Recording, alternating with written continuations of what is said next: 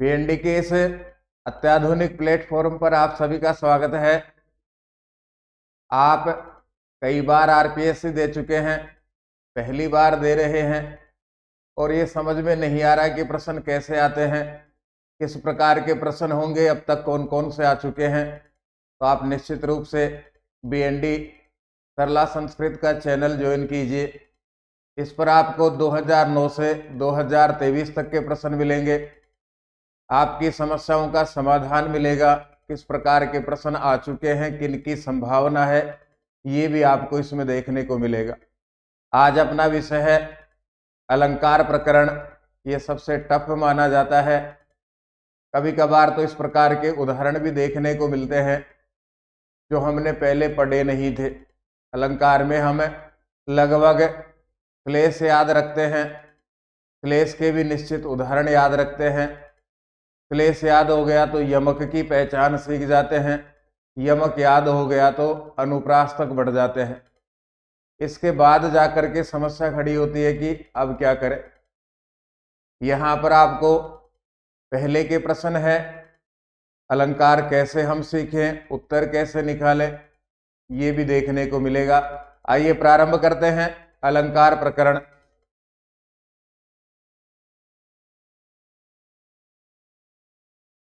एकेनैव शब्देन मुख्यतया अर्थद्वयोपस्थितिः कस्मिन् अलंकारे भवति। एक ही शब्द के द्वारा मुख्यतया मुख्य रूप से द्वयोपस्थिति दो अर्थों की उपस्थिति कस्मिन् अलंकारे भवति किस अलंकार में होती है। अलंकार का हम लक्षण याद करते हैं, उदाहरण याद करते हैं, लेकिन लक्षण को समझ नहीं पाते, लक्षण के शब्दों को समझ नहीं पाते। यहां कहा जा रहा है कि एक ही शब्द के द्वारा दो अर्थों की उपस्थिति किस अलंकार के द्वारा होती है। यमक, श्लेष, अनुप्रास अथवा संदेह। देखिए श्लेष का लक्षण देखिए पहले। श्लिष्टै पदैर अनेकार्थाभिधाने श्लेष है इष्यते। पदच्छेद आना हमें अनिवार्य है। पदच्छेद आएगा तो बाकी समाधान अपना अपने आप ही हो जाएगा। क्लिष्टै पदै अनेक अर्थ अभिधाने क्लेश है इष्यते। श्लिष्ट पदों के द्वारा अनेक अर्थों को कहने पर श्लेष अलंकार होता है। अब श्लिष्ट ही क्या है, पदई तो हो गया शब्द, श्लिष्ट ही क्या है, एक पद में दो अर्थ होना या एक ही पद में एक ही शब्द में दो अर्थों का चिपकना, इसी को श्लेष अलंकार कहा जाता है। कोई भी ऐसा शब्द है जिसके दो अर्थ निकलते हों उसे श्लेष अलंकार माना जाता है। और यही हमसे पूछा गया है, एक ही शब्द के द्वारा दो अर्थों की उपस्थिति किसमें होती है, श्लेष अलंकार में होती है। यमक अलंकार में दो शब्द होते हैं, क्रम से होते हैं, जबकि श्लेष अलंकार में एक ही शब्द में दो अर्थ होते हैं।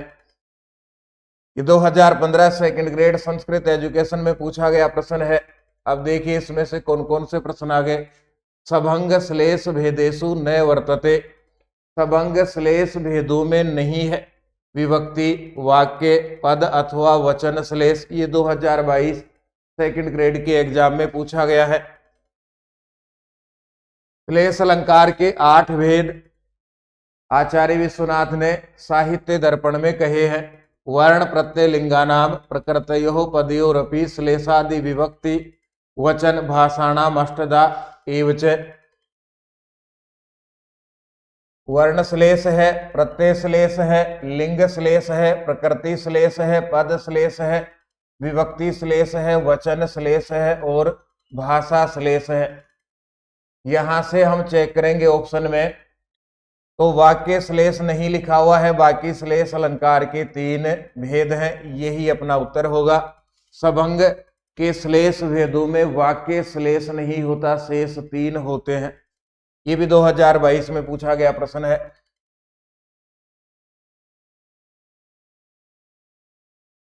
ये उदाहरण कक्षा 12 में पढ़ाया जाता है। उसको आरपीएससी में पूछा गया 2016 प्रथम श्रेणी भर्ती परीक्षा में। अलंकार के लक्षण उदाहरण याद करते हैं, लक्षण को समझते नहीं, उदाहरण का रट्टा मारते हैं, उदाहरण में का अर्थ समझ नहीं पाते हैं। अब ये उसी में से पूछा गया है। प्रतिकूलता उपगते ही विधौ विफलतौ मेति बहु साधनता अस्याम पंक्तो कस्मिन पदे श्लेष अलंकार है अस्ति। इसमें किस शब्द में, किस पद में श्लेष अलंकार है। हमने लक्षण को याद कर लिया, उदाहरण को याद कर लिया, उदाहरण के शब्दों को समझा नहीं। यहाँ उदाहरण दे दिया गया, ये भी कह दिया गया कि इसमें श्लेष अलंकार है, लेकिन किस शब्द में है। तो महाकवि माघ ने लिखा है प्रतिकूलताम उपगते, प्रतिकूल हो जाने पर ही निश्चित रूप से विधौ भाग्य के अथवा भगवान ब्रह्मा के। इसके दो शब्द हैं यहां पर, विधौ विधि सप्तमी एक वचन में बनता है। ये पहला प्रकार है विधौ, और दूसरा बनता है विदु सप्तमी एक वचन में।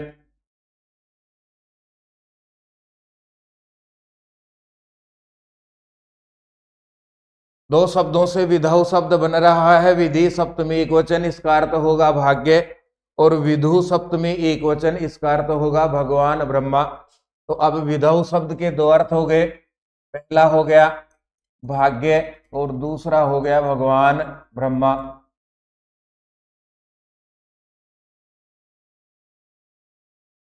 भाग्य के प्रतिकूल होने पर, भगवान ब्रह्मा के प्रतिकूल होने पर विफलत्वम एति विफलता प्राप्त होती है।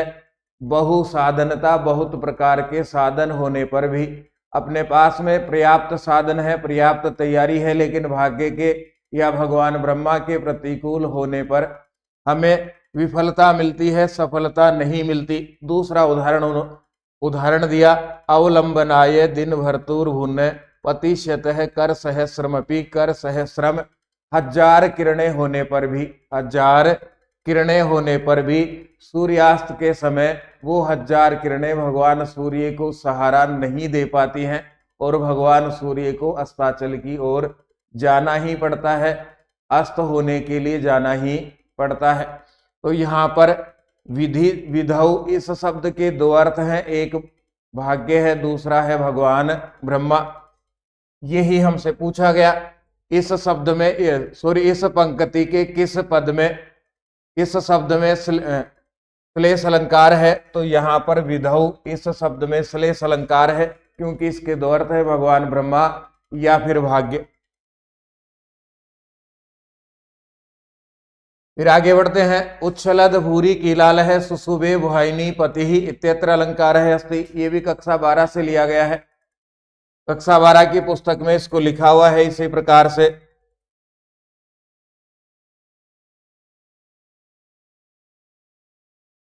इत्यत्र अलंकार है अस्ति, यहां अलंकार है। तो यहां पर हम देखेंगे कीलाल है, इसके भी दो अर्थ हैं, जल, और दूसरा अर्थ है इसका रक्त। इसी प्रकार वाहिनीपति, इस शब्द के भी दो अर्थ हैं, पहला अर्थ है समुद्र और दूसरा अर्थ है सेनापति। एक शब्द के ही दो अर्थ हैं, इसलिए यहां पर श्लेष अलंकार है। पूरे उदाहरण में देखेंगे तो दो ऐसे शब्द हैं जिनके दो दो अर्थ हैं, तो ये श्लेष अलंकार है। आगे ये भी यदि पूछा जाए कभी जाकर के कि कौन से शब्द में श्लेष है, तो कीलाल है इस शब्द में श्लेष है, क्योंकि दो अर्थ है, जल और रक्त। दूसरा वाहिनीपति, इस शब्द के भी दो अर्थ है, समुद्र और सेनापति, इसलिए वाहिनी पद शब्द में भी श्लेष अलंकार है। पृथुकार्थ स्वर पात्रम भूषितानि शेष परिजनम देव विलसत करेणु गहनम संप्रति सममावयो सदनम अत्र को अलंकार है। यहाँ कौन सा अलंकार है? 2022 सब प्रकार की गाइड फेल हो गई थी जब ये उदाहरण पूछे गए थे, क्योंकि गाइड में सामान्य रूप से कक्षा 12 तक के उदाहरण पूछे जाते हैं, ये उससे ऊपर का उदाहरण था। पहले इसको समझते हैं। पदच्छेद कीजिए यहां से। समम आवयोः।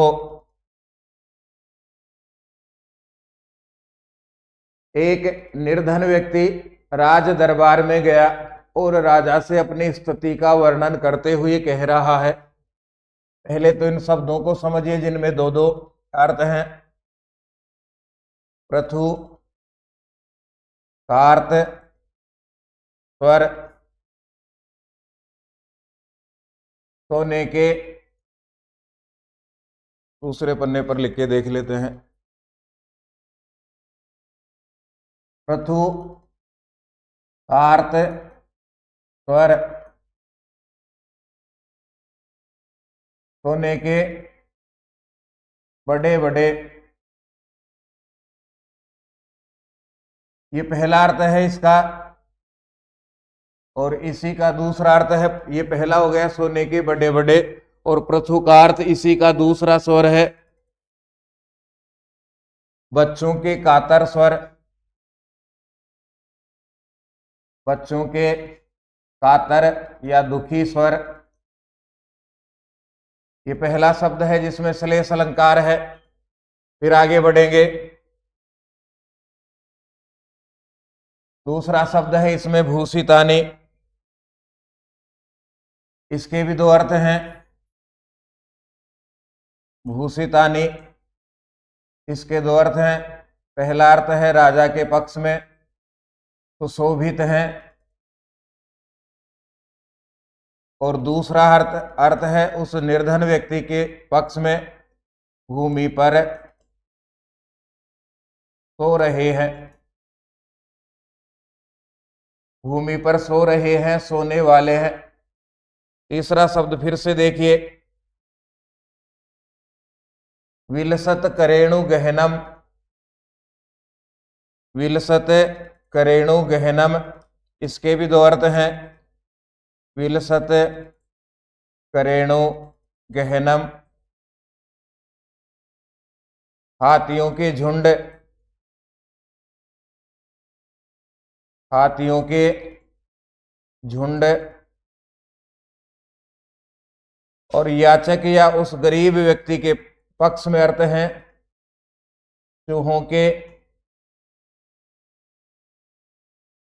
बिलों की धूल या चूहों की बिलों की रेणु। अब आइए अर्थ को समझिए। पूरे उदाहरण में तीन ऐसे शब्द हैं जिनमें श्लेष अलंकार है। तो उसने कहा कि देव हे राजन, समम आवयोः सदनम। समम समान है, आवयोः हम दोनों का, सदनम सदन। राजन आपका और मेरा दोनों का घर समान है, क्योंकि पहली विशेषता है हम दोनों के घरों की। पृथुकार्त सवर पात्रम। पृथुकार्त सवर पात्रम, आपका घर सोने के बड़े बड़े पात्रों से, बर्तनों से सुशोभित है। पात्रम बर्तन, आपका घर सोने के बड़े बड़े बर्तनों से सुशोभित है। जबकि मेरे घर में बच्चों का कातर स्वर है, क्योंकि बच्चों के पास में भूख मिटाने के लिए भोजन नहीं है। आपके घर में सोने के अलंकारों से सुशोभित बर्तन है, आपके घर में सोने के बड़े बड़े पात्र हैं, जबकि मेरे घर में बच्चों के लिए भोजन नहीं है, तो बच्चों का कातर स्वर है। एक शब्द के दो अर्थ हो गए, श्लेष हो गया। फिर आगे बढ़िए। शेष परिजनम, बचे हुए आपके परिजनम भूषितानि सुशोभित हैं। किससे? सोने चांदी के गहनों से सुशोभित हैं, अच्छे लग रहे हैं, गहने पहने हुए हैं। जबकि मेरे घर के शेष परिजन भूमि पर शयन करने वाले हैं। भूषितानि ही दो अर्थ हो गए। राजा के परिजन हैं तो सोने चांदी से सुशोभित हैं, मेरे परिजन हैं, याचक के परिजन हैं तो वो भूमि पर शयन करने वाले हैं। राजा आपका और मेरा घर समान है, आपके घर में सोने के बड़े बड़े पात्र हैं, जबकि मेरे घर में बच्चों का कातर स्वर है। राजा आपके घर में शेष परिजन भूमि पर शयन करने वाले हैं, जबकि मेरे घर में शेष परिजन, आपके घर में शेष परिजन सोने के चांदी के पात्रों से सोने के चांदी के गहनों से सुशोभित हैं, जबकि मेरे घर में परिजन भूमि पर शयन करने वाले हैं। फिर आगे कहा, विलसत करेणु गहनम, आपके घर पर हाथियों के बड़े बड़े झुंड हैं सवारी करने के लिए, जबकि मेरे घरों में चूहों के बिलों की धूल है।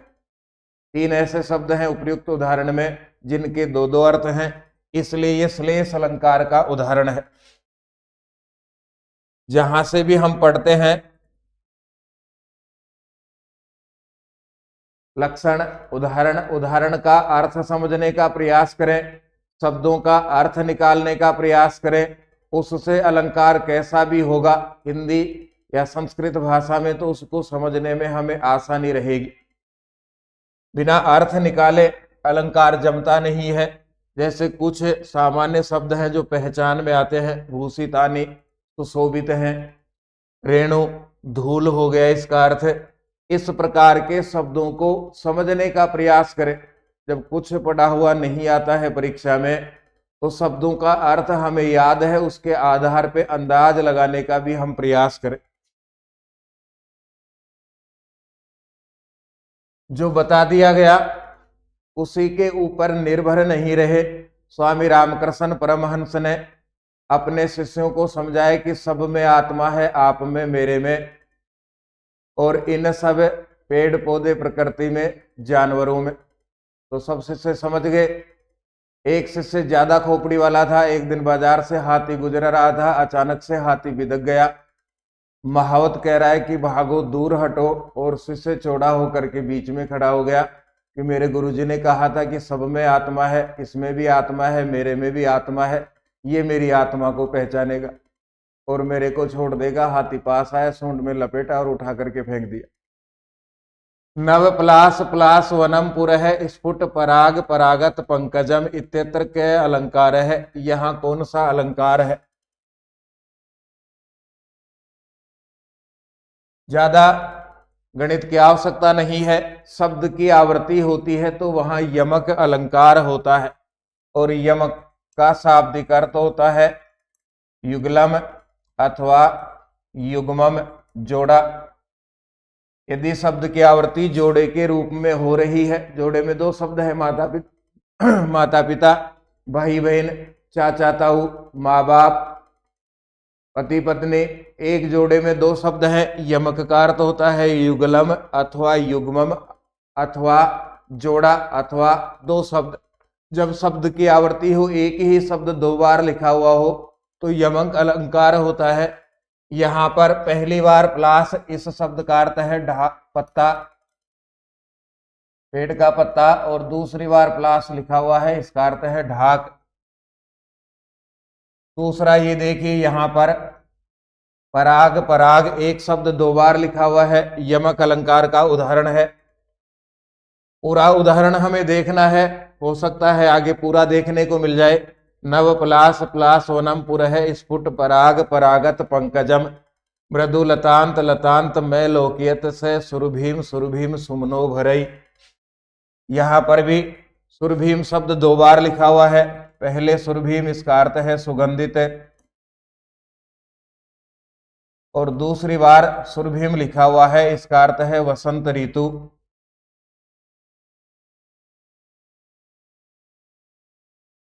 यमक अलंकार का उदाहरण है, पूरा उदाहरण यहां लिखा हुआ है, इसको लिखें, खूब बार लिखें और याद करने का प्रयास करें। ये यमक का लक्षण है। सत्यर्थे प्रतिकर्तायाः सौर व्यंजन संहते है क्रमेण तैनैवावर्तीर यमकम विनिगद्यते। एक बार पहले से पढ़ करके आप यहाँ रिवाइज करते हैं तो उसका 4 गुना लाभ मिलेगा।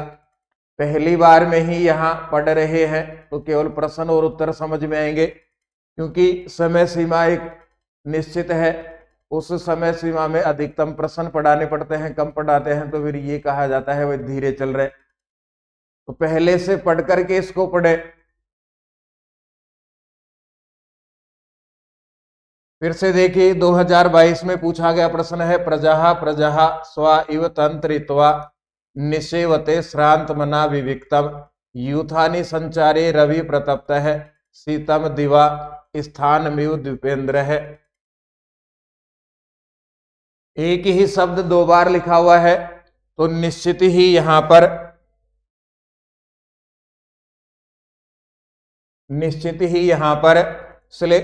यमक अलंकार है। एक ही शब्द दो बार है तो निश्चित रूप से यमक अलंकार है। 2022 में पूछा गया प्रश्न है। फिर आगे बढ़ते हैं। आवृत वर्णस्तवकम स्तवकंदार कंदाकरम कवेः श्लोकार्थ यस्मिन् कः अलंकार है। इस श्लोक के अर्थ में कौन सा अलंकार है? तो यहां देखिए स्तवक और स्तवक शब्द की आवृत्ति है, इसलिए ये यमक अलंकार का उदाहरण है। शब्द की आवृत्ति है, जहां चमत्कार शब्द में होता है, जहां अलंकार शब्द में होता है तो उसे शब्दालंकार कहा जाता है। यमक का उदाहरण है और यमक शब्दालंकार है। पूरा श्लोक हम पढ़ना चाहें तो आवृत वर्णस्तवकम स्तवकंदाकरम कवेः यमकम प्रथमाधुर्ये माधुर्ये वचसो विदुः। एक बार स्तवक की आवृत्ति है और दूसरी बार माधुर्य तो माधुर्य शब्द की आवृत्ति है। 4 चरणों में 2 शब्दों की आवृत्ति है। यमक अलंकार का उदाहरण है। फिर आगे है अनुप्रास अलंकार लक्षणे। अनुप्रास अलंकार के लक्षण में कस्य वैषम्य वपि संभवति, किसकी विषमता भी संभव होती है। आइए पहले अनुप्रास के लक्षण को समझने का प्रयास करते हैं। 2 प्रमुख आचार्यों ने लक्षण कहा, आचार्य विश्वनाथ और आचार्य मम्मट ने। आचार्य विश्वनाथ के लक्षण में से प्रश्न पूछा गया है। अनुप्रास है, अनुप्रास होता है शब्द साम्यम, शब्द की समानता हो। यहां शब्द का अर्थ है व्यंजन वर्ण। यदि शब्द की समानता होगी तो यमक हो जाएगा, लेकिन इस लक्षण में शब्द का अर्थ है व्यंजन वर्ण की समानता हो, वैषम्य यपि विषमता हो, स्वरस्य यत स्वर की विषमता हो, व्यंजन वर्ण की समानता हो, स्वर की विषमता हो। इसका अर्थ है व्यंजन का दोहरान हो रहा हो, व्यंजन के साथ में स्वर कैसा भी हो, लेकिन व्यंजन का यदि क्रम से दोहरान है, व्यंजन की आवृत्ति है, तो वहां पर अनुप्रास अलंकार होता है। दूसरा उदाहरण आचार्य मम्मट ने कहा, वर्ण साम्यम अनुप्रास है। वर्ण साम्यम वर्ण की समानता ही अनुप्रास है। यहां वर्ण का अर्थ है व्यंजन वर्ण। व्यंजन वर्ण की समानता है, व्यंजन वर्ण का दोहरान है तो अनुप्रास अलंकार है। आइए वापस लौटिए। शब्द की समानता व्यंजन वर्ण समान हो, वैषम्य यपि स्वरस्य यत स्वर की विषमता हो, अनुप्रास होगा। या आचार्य मम्मट ने शॉर्ट रूप से कहा व्यंजन की समानता हो, वहां अनुप्रास होता है। अब देखिए लक्षण में पूछा गया कस्य वैषम्य यपि संभवति, किसकी विषमता संभव हो सकती है। यह अनुप्रास अलंकार में किसकी विषमता होती है, स्वर की अथवा व्यंजन की। तो स्वर की तो विषमता होती है। स्वर की आवृत्ति जरूरी नहीं है, स्वर का दोहरान हो ऐसा जरूरी नहीं है, लेकिन वहां पर वर्ण से व्यंजन वर्ण की आवृत्ति होनी चाहिए, उसी को अनुप्रास कहा जाता है। फिर आगे बढ़ते हैं। देखने में प्रश्न हमें लगते हैं कि छोटे हैं, सरल है। हाँ, छोटे और सरल ही है यदि ठीक प्रकार से शब्दों के अर्थ को समझ करके हम आगे बढ़े हैं। कभी कभार ये लगता है कि इसमें से कुछ नहीं आता, या कभी कभार जो बताया जाता है उससे आगे हम बढ़ करके प्रयास नहीं करते, तो फिर हमारे सामने समस्या होती है।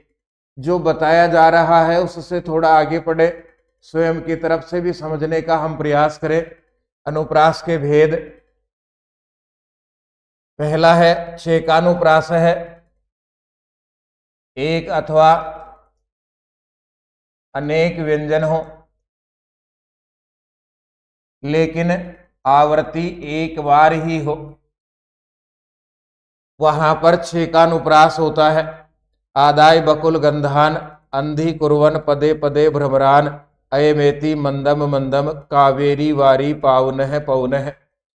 यहां देखिए मंदम, तो इसमें मैं में से ए, फिर न, फिर द और द में से ए। ये पहली बार मंद लिखा हुआ है उसकी स्थिति है, दूसरी बार मंदम लिखा हुआ है उसकी स्थिति है, मैं में ए, फिर उसके बाद में न आधा, फिर उसके बाद में द में ए, और उसके बाद में मैं।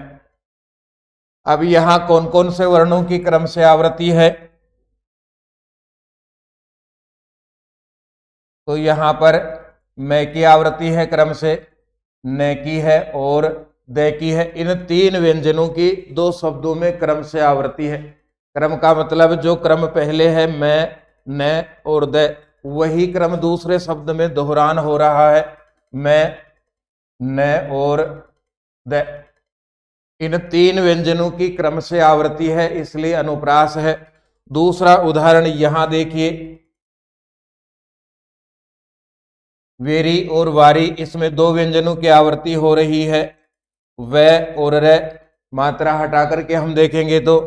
और फिर तीसरा शब्द है पावन है, पवन है, इसमें तीन व्यंजनों की क्रम से आवृत्ति है, प, व और न।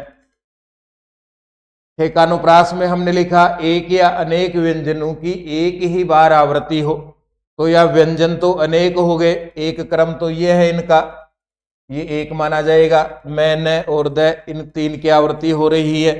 फिर व और रे की आवृत्ति हो रही है। फिर प, व और न की आवृत्ति हो रही है। अनेक व्यंजन है लेकिन आवृत्ति एक ही बार है। मैं, न और द, इनका एक बार दोहरान है। व और रे, इसका एक बार दोहरान है। प, व और न, इसका भी एक बार दोहरान है। तो यहाँ पर अनुप्रास अलंकार है। अनुप्रास में भी छह का अनुप्रास है। छह का अनुप्रास वर्णगत अनुप्रास माना जाता है। आगे बढ़िए। वृत्तेनुप्रास, एक अथवा अनेक व्यंजन हो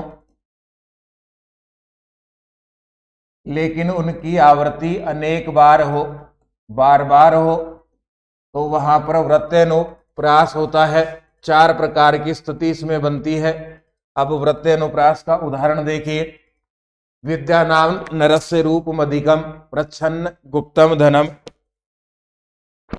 विद्या भोग करी यश है सुख करी, विद्या गुरुनाम गुरु, विद्या बंधु जनो विदेश गमने, विद्या परा देवता, विद्या राजसु पूज्यते नहीं धनम, विद्या विहीन है पशु। यहाँ पर एक शब्द बार बार है, विद्या। तो ये तो हम कह नहीं सकते कि विद्या शब्द का दोहरान हो रहा है, इसलिए यमक अलंकार है। ये उदाहरण 100% अनुप्रास का है। अनुप्रास में वृत्तेनुप्रास का है, क्योंकि यहाँ पर विद्या में दो तीन व्यंजन है। व में ई की मात्रा, फिर द, फिर ये, और ये के बाद में है आ। इन तीन व्यंजनों की बार बार आवृत्ति हो रही है। व की, द की और ये की। जितनी भी बार विद्या शब्द लिखा हुआ है उसमें क्रम से यही व्यंजन है, व्यंजनों की आवृत्ति है। अनुप्रास है। अनुप्रास में भी वृत्तेनुप्रास का उदाहरण है, क्योंकि एक ही व्यंजन की अनेक बार आवृत्ति हो रही है। एक व्यंजन का मतलब भी यहां समझ लीजिए।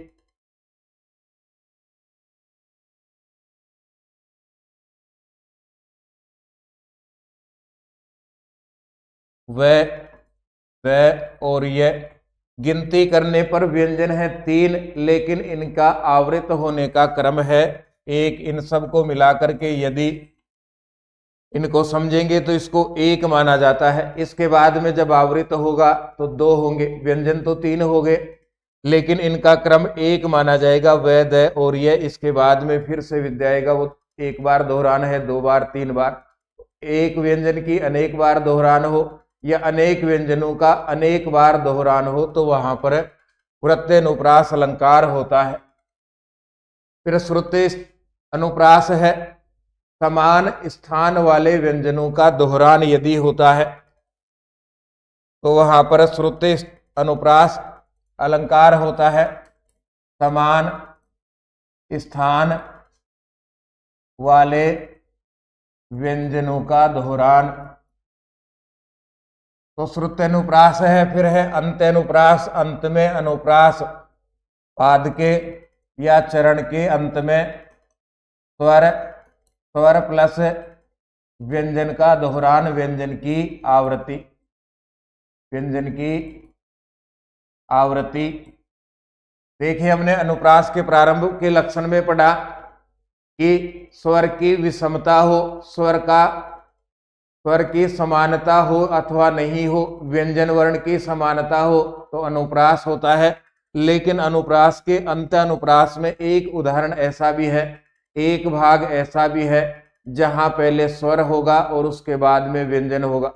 यदि पद के अंत में स्वर के साथ में व्यंजन की आवृत्ति होती है तो ही अंत्यानुप्रास माना जाता है। जैसे विकार है, इसके कार्य में क में आ के बाद में रे और रे में से ए और विसर्ग, ऐसी स्थिति है। हमसे कहा गया शब्द के अंत में, पाद के अंत में, चरण के अंत में स्वर के साथ व्यंजन की आवृत्ति हो, तो ऐसी स्थिति अब हमें दिखाई देनी चाहिए। चारों चरणों में आ के बाद रह होना चाहिए। का सा रह, तो इसके भी सारे में से में आ के बाद में रह हलंत करेंगे, ए और विसर्ग अलग कर दो, ये आरे रहा। फिर परिवार है, इसमें भी आ और रे में से ए अलग करेंगे तो ये आरे रहा, और इसी प्रकार संसार में है। तो सब में चार चरणों में हमने देखा एक निश्चित स्वर आ रहा है, उसके बाद व्यंजन आता है। ऐसी स्थिति यदि दूसरी जगह भी बनती है तो अंत्यानुप्रास का उदाहरण है। इसमें कहा गया वैसी गति के काम विकार है, आयु बीत गई तो काम दोष कैसा, काम विकार कैसा, कैसी मन में कामनाएं। फिर आगे कहा शुष्के नीरे के कासार है, पानी के सूख जाने पर तालाब कैसा, वित्त के क्षीण हो जाने पर कहे परिवार है, धन बीत गया तो परिवार कैसा, परिवार का भरण पोषण कैसे होगा, कैसे चला पाएंगे, परिवार का महत्व क्या है। और ज्ञाते तत्व कहे संसार है, तत्व ही ज्ञात हो गया तो संसार क्या है। आरपीएससी के पेपर की ही जानकारी होगी तो आरपीएससी क्या है आसानी से पास कर लेंगे। पेपर यदि हमें समझ में आ रहे हैं पहले के तो परीक्षा देने में समस्या नहीं होगी। तो ये अंत्यानुप्रास है। फिर इसके बाद में है शब्दगतानुप्रास है, इसमें से एक हम पढ़ते हैं लाटानुप्रास है, नयने तस्सेव नयने चे, ये इसका प्रमुख उदाहरण है लाटानुप्रास का। तात्पर्य भेद होने पर समान अर्थ वाले शब्दों के दौरान को ही लाटानुप्रास कहते हैं। अब देखिए अनुप्रास में हमने क्या क्या पढ़ा। सबसे पहले हमने पढ़ा वर्णगत अनुप्रास, जोड़ेंगे तो वर्णगतानुप्रास है। इसमें से हमने सबसे पहला वर्णगतानुप्रास का सबसे पहला भाग पढ़ा छेकानुप्रास है। दूसरा वृत्तेनुप्रास है। वृत्तेनुप्रास के बाद में हमने पढ़ा श्रुतेनुप्रास है।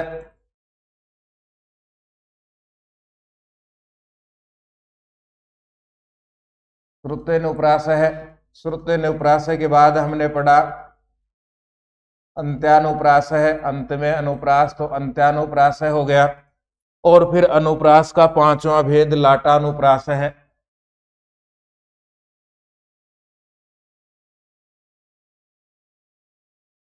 ये वर्णगत है तो ये शब्दगत है।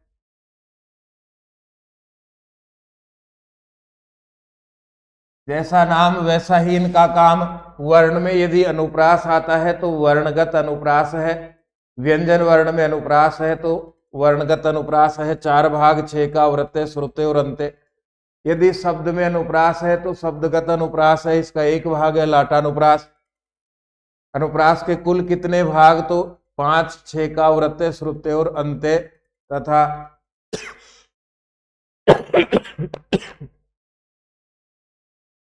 लाटानुप्रास हो गया। ये अनुप्रास के कुल प्रकार भी हमने पढ़ लिए। फिर आगे बढ़ते हैं। अनुप्रास है शब्द साम्यम वैषम्य अपि सौरस्य यत् इत्यत्र। यहाँ इस लक्षण में आचार्य विश्वनाथ के साहित्य दर्पण में लिखा हुआ लक्षण है। इस लक्षण में शब्द साम्यम पदस्य तात्पर्य मस्ति, शब्द साम्यम इस पद का तात्पर्य है। तो ये हमने पहले भी पढ़ लिया।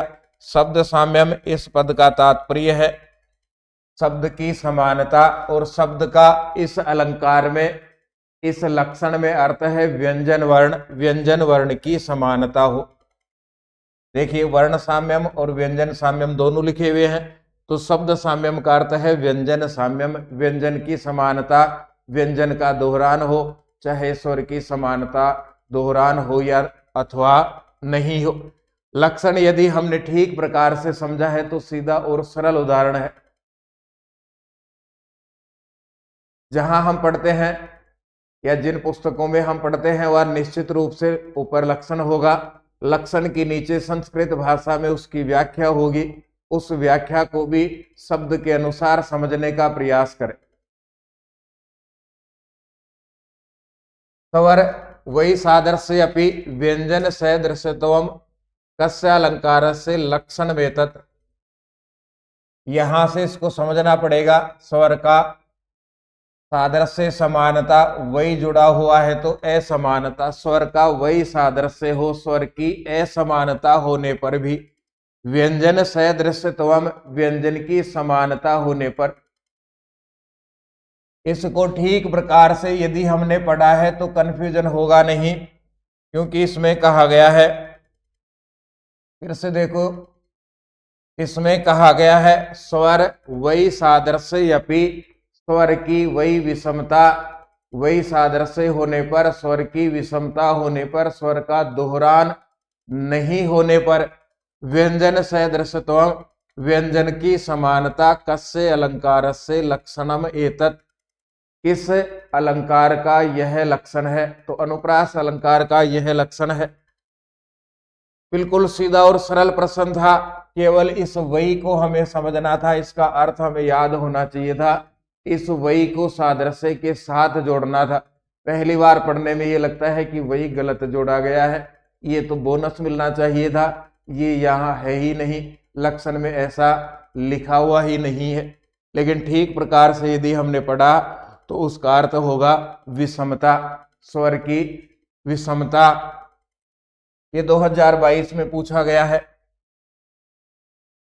लता कुंज गुंजन मदवदली पुंज चपलयन समालिंगन नंगम द्रुततर मनंगम प्रबलयन। उपर्युक्त पद्य कह अलंकार है वर्तते, इसमें कौन सा अलंकार है?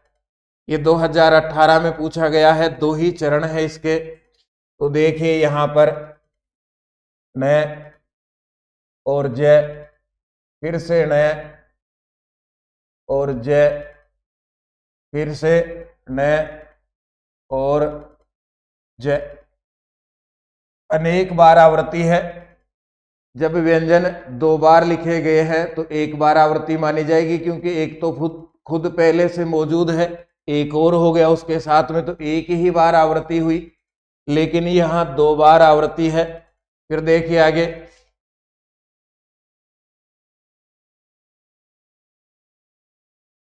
न और ग, न इसके बाद में न और इसके बाद में ग, इनकी भी आवृत्ति हो रही है। अनेक व्यंजन है, इनकी अनेक बार आवृत्ति है। तो अनुप्रास के, वर्णगत अनुप्रास के 4 भेद पढ़े थे हमने। 6 का अनुप्रास में एक या अनेक व्यंजनों की 1 बार आवृत्ति होती है। वृत्त अनुप्रास में एक या अनेक व्यंजनों की अनेक बार आवृत्ति होती है। तो ये अनुप्रास अलंकार है, ये तो निश्चित हो गया। व्यंजन का दोहरान हो रहा है, व्यंजन की आवृत्ति हो रही है, तो अनुप्रास अलंकार है। अनुप्रास में भी कौन सा है? तो वृत्त अनुप्रास है, क्योंकि यहाँ अनेक व्यंजनों की अनेक बार आवृत्ति हो रही है। तो ये अनुप्रास अलंकार का उदाहरण है। फिर देखिए पूरा श्लोक इस प्रकार से है। लता कुंज गुंजन मदवदली पुंजम चपलयन समालिंग नंगम द्रुततर मनंगम प्रबलयन मरून मंदम मंदम दलित मरविंदम तरलयन रजो वृंदम विंदन कीर्ति मकरंदम दिशि दिशि। पहले में हमने निकाल लिया यह और जय की आवृत्ति है, दूसरे में न और ग इसकी आवृत्ति है। तीसरा देखेंगे तो न और द इसकी आवृत्ति है। ये न और दे रहा, न और दे रहा, स्वर हटा करके हम देख रहे हैं। फिर देखेंगे तो न और द, न और द, न और द, अनेक व्यंजनों की अनेक बार आवृत्ति है। अनुप्रास है, अनुप्रास में भी वृत्त अनुप्रास का उदाहरण है। पूरे उदाहरण अपने पढ़े हुए हैं, अब नहीं तो शास्त्री में पढ़े होंगे, बीए में पढ़े होंगे, वहां नहीं तो 12वीं और 11वीं में पढ़े होंगे। ठीक पढ़ा होगा। आज समस्या कम है, पहले पढ़ा कम पढ़ा तो अब ज्यादा पढ़ना पड़ेगा। व्यक्ति ने जेसीबी से 5 फीट की नींव खुदाई और उसके ऊपर मकान बनाना चाहेगा तो वैसा बनेगा। व्यक्ति ने आधा फीट नींव खुदाई और उसके ऊपर ले जाकर के 20 फीट की चौड़ाई की दीवार खड़ी करने चाहे तो संभव नहीं होगा, सपोर्ट लगाने ही पड़ेंगे, फिर से नींव खोदनी ही पड़ेगी। या फिर दूसरा उदाहरण है, खूब भयंकर बारिश हो रही है, उस बारिश में एक बर्तन बाहर रखा हमने, किसी ने 1 लीटर की नाप रखी, किसी ने 250 ग्राम की, किसी ने 100 ग्राम की, कुछ और भी सज्जन थे 50 ग्राम की चिपका दी, और एक व्यक्ति ने परात रखी बाहर, तो परात वाले में पानी ज्यादा आएगा और 100 ग्राम में उतना ही आएगा। यही अपनी स्थिति है, पहले 100 ग्राम की नाप थी तो 100 ग्राम है अपने पास, और परात में पानी भरा है तो परात है। अखंडम पुण्यानाम फलमिच तद्रूप मनघम अस्याम पंकत्याम अलंकारो अस्तु। ये 2010 में पूछा गया अभिज्ञान शाकुंतलम का उदाहरण है ये। जब दुष्यंत ने शकुंतला को देखा और देखने के बाद उनके मन में किस प्रकार के भाव आते हैं इसकी चर्चा है। अनाघ्रातम पुष्पम, वह शकुंतला बिना सूंघा हुआ पुष्प है। किसलयम, कोपल है। अलूनम, ताजा कर रूहे, नाखूनों से अनछुई, नाखूनों से अनछुई कोपल है। रणाविद्धम रत्नम, बेदाग, बिना किसी दाग का, बिना किसी धब्बे का रत्न है। मधु, शहद है। नवम, नवा, अनास्वादित रसम, अनास्वादित, अन आस्वादित, बिना चखा हुआ नया शहद है। अखंडम पुण्यानाम फलम युचे, अखंड पुण्यों के फल के समान ही। तद रूपम अनघम, उसका अखंड रूप है, पाप रहित रूप है। न जाने भोक्तारम, नहीं जानता हूँ। भोक्तारम, उपभोग करने वाला किसको। समुपस्थास्यति विधि, उपभोग करने वाला बनाएगा भाग्य। मैं ये नहीं जानता हूँ इस फल का उपभोग करने वाला भाग्य किसको बनाएगा। तो ये उपमा अलंकार का उदाहरण है, याद रखना है इसे। अभिज्ञान शाकुंतलम में चौथा अंक पढ़ते हैं तो पहले से अंत तक पढ़े, उसके भी उदाहरण है। अब लक्षण है आचार्य दंडी के अनुसार प्रस्फुटम, इसका अर्थ है स्पष्ट, स्पष्टम, और दूसरा है सुंदरम, वैचित्र्य जनकम। प्रस्फुटम स्पष्ट हो, सुंदरम वैचित्र्य जनकम हो, विचित्रता उत्पन्न करने वाला हो। और पदच्छेद करेंगे तो यहां हम लिखेंगे साम्यम, यहां हम लिखेंगे साम्यम, फिर लिखा जाएगा उपमा, फिर लिखा जाएगा इति, और फिर लिखा जाएगा अभिधीयते। आपको फेर करते समय इसके नीचे ही पदच्छेद लिखना है। प्रस्फुटम, सुंदरम, साम्यम, उपमा, इति, अभिधीयते।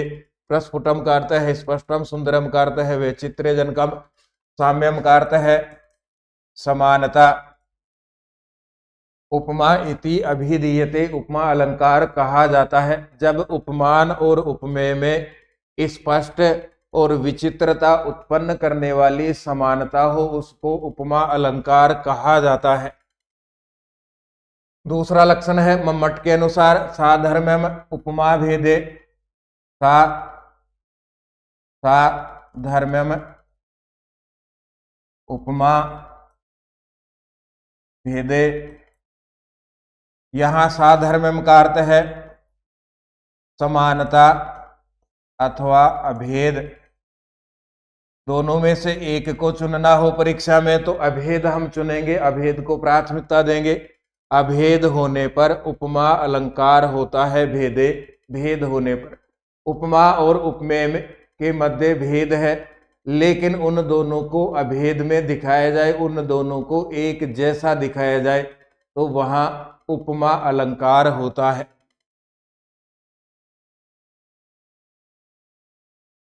देखिए अभेद दिखाया जा रहा है तो उपमा अलंकार अभेद प्रधान अलंकार होता है। हो सकता है कभी जाकर के ऐसा प्रश्न भी पूछा जाए, क्योंकि उपमान और उपमेय में अभेद दिखाने का प्रयास किया जाता है, इसलिए यह अभेद प्रधान अलंकार होता है। उपमा अलंकार के 4 तत्व है। पहला है उपमेयम, इसको प्रस्तुत अथवा प्रकृत कहा जाता है। ये हम जानते हैं, जिसकी तुलना की जाती है, जिसकी तुलना की जाती है उसे उपमेय कहते हैं। उपमानम को अप्रस्तुत और अप्रकृत कहा जाता है, जिससे तुलना की जाती है उसको हम उपमान कहेंगे। साधारण धर्म, उपमान और उपमेय की सामान्य विशेषता या समान विशेषता को साधारण धर्म कहेंगे। और वाचक शब्द होगा दोनों की विशेषता को बताने वाला शब्द।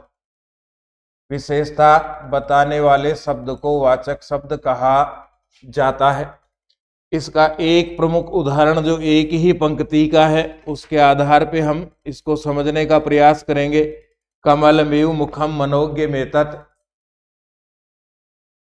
कमलम अलग करके ही लिख लेते हैं, इव मनोज्ञम मुखम एतत्। ये प्रमुख उदाहरण है। प्रमुख इसलिए जल्दी याद हो जाता है, एक ही पंक्ति का है। कमलम इव मनोज्ञम मुखम एतत्। कमल के समान यह, कमलम इव कमल के समान ही मनोज्ञम सुंदर है। मुखम मुख एतत् यह मुख कमल के समान ही सुंदर है। पहले की बात है, आज का समय होता तो मुख की तुलना किसी फिल्म इंडस्ट्री के सितारे से करते, लेकिन यहाँ प्रकृति से की जा रही है। कमल के समान ही यह सुंदर मुख है। तुलना किसकी की गई है? मुखम की। तो मुखम यहाँ हो गया अपने पास उपमेयम। जिसकी तुलना की जाती है उसे उपमेय कहेंगे। किससे तुलना की जा रही है? कमलम, तो यहाँ कमलम हो गया उपमान। जिसकी तुलना की जाती है मुख उपमेय होगा, जिससे तुलना की जाती है उपमान होगा। साधारण धर्म, दोनों में समानता क्या है? मनोज्ञम। कमल भी सुंदर और मुख भी सुंदर, तो दोनों में समानता है मनोज्ञम। और फिर अंतिम रहा वाचक शब्द। दोनों की समानता बताने वाला शब्द कौन सा है? तो इव। दोनों की समानता बताने वाला शब्द है इव, क्योंकि ये कहता है कमल के समान। अब यदि किसी भी उपमा के उदाहरण में चारों तत्व होंगे, उपमा, उपमेय, उपमान, साधारण धर्म और वाचक शब्द होगा, तो उसे कहा जाएगा पूर्ण उपमा, पूर्ण उपमा। यदि एक भी तत्व कम होगा तो उसे कहा जाएगा लुप्त उपमा, लुप्त उपमा। और उपमा के भेद, पूर्ण उपमा अलग करेंगे तो पूर्ण उपमा, पूर्ण संधि हटेगी, और ये है लुप्त उपमा। 4 तत्व है तो पूर्ण है उपमा, 4 में से कोई भी एक कम है तो लुप्त है उपमा। ये भेद हो गए उपमा के। अन्य उदाहरण और है। वागर्थाविव संपृक्त वागर्थ प्रतिपत्ते जगत है पितरो वंदे पार्वती परमेश्वरो। महाकवि कालिदास ने रघुवंश नाम के ग्रंथ के प्रारंभ में लिखा, वाग वाक अर्थौ इव। वाणी और अर्थ के समान ही संपृक्तौ जुड़े हुए, वाणी और अर्थ के समान ही जुड़े हुए। वाक अर्थ प्रतिपत्तये, वाक अर्थ प्रतिपत्तये, वाणी का अर्थ कहने के लिए, वाणी और अर्थ के समान जुड़े हुए, वाणी का अर्थ कहने के लिए, मेरी वाणी को लिखने के लिए। जगत है पितरौ वंदे, संसार के माता पिता। संसार के माता पिता कौन? पार्वती परमेश्वर वंदे, पार्वती और परमेश्वर को मैं प्रणाम करता हूँ। वाणी और अर्थ के समान जुड़े हुए संसार के माता पिता माँ शंकर और पिता भगवान माँ पार्वती और पिता भगवान शंकर को मैं प्रणाम करता हूँ। क्यों? क्योंकि वाक अर्थ प्रतिपत्ति मुझे वाणी की सिद्धि करनी है। यह रघुवंश नाम का काव्य पूर्ण करना है। फिर आगे बढ़ेंगे तो रवि संक्रांत सौभाग्याय सौभाग्यस तुषारारुण मंडल है निश्वासंद है इवादर्श चंद्रमा न प्रकाशते।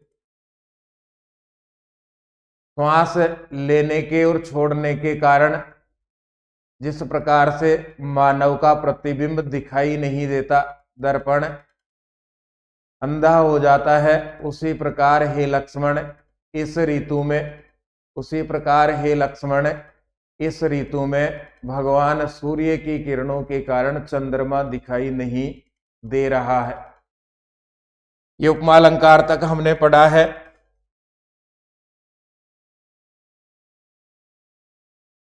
एक प्रकार से समझ में भी आया होगा, फिर भी समझने लायक कोई भी स्थिति हो, रिवाइज यदि इनको करना हो और अधिक हमें पढ़ना हो तो आप इन नंबर पर अपना सुझाव दीजिए 9928946539 पर। यह संस्कृत सरला की बुक है। 2009 से 2023 तक के प्रश्न हैं। प्रश्न के बाद में इसकी स्पष्ट रूप से व्याख्या लिखी हुई है। यदि आप प्रश्न और व्याख्या को पढ़ते हैं तो दूसरी किसी भी जगह आपको पढ़ने की आवश्यकता नहीं, कोचिंग की भी जरूरत नहीं पड़ेगी। इतना सरल और स्पष्ट रूप से इसको लिखा गया है। कक्षा 11 से लेकर के एमए अथवा आचार्य तक के पुस्तकों को देखा गया। इसके अलावा राजस्थान, बिहार और दिल्ली इनकी प्रमाणिक पुस्तकों से चयन करके उदाहरण लिखे हुए हैं, व्याख्या की गई है। आप भी लाभ लें, अपने साथ वालों को भी जरूर बताएं जो कई दिनों से तनाव में है कि परीक्षा कैसी होगी, पेपर कैसे होंगे, उनका उत्तर हम कैसे निकाल पाएंगे और हमें कैसे समझ में आएंगे। क्योंकि कई विद्यार्थी ऐसे हैं जो कई सालों के बाद में संस्कृत माध्यम से परीक्षा देंगे, या जो 12वीं के बाद में बीए पढ़ करके संस्कृत माध्यम की परीक्षा देना चाहते हैं, उनके लिए और भी बड़ी समस्या खड़ी होती है। क्योंकि प्रश्न को समझना, पहले प्रश्न को समझना पड़ता है, उसका हिंदी अर्थ निकालना पड़ता है, हिंदी अर्थ निकालने के बाद में उत्तर की ओर बढ़ते हैं। हम फिर मिलेंगे। धन्यवाद। जय तु भारतम, जय तु संस्कृतम।